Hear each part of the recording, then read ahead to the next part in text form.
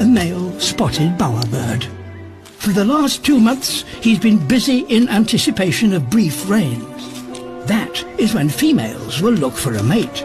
So he's built a bower, a sort of theatre, a stage on which he will dance with a female, if she's willing. He decorates the entrance with piles of empty snail shells and bones. How could any female resist? The rains are due any day, so it's his last chance for improvements. You can never have too many shells. But in his absence, a rival male drops by to size up the competition and cause trouble. Wreck your neighbour's bower and your own might look better.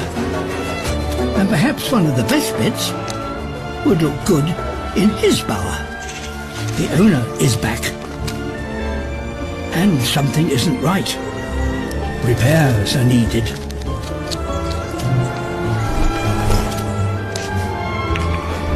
Still no sign of rain or females. Undeterred, he continues his preparations. Time to rehearse his courtship display.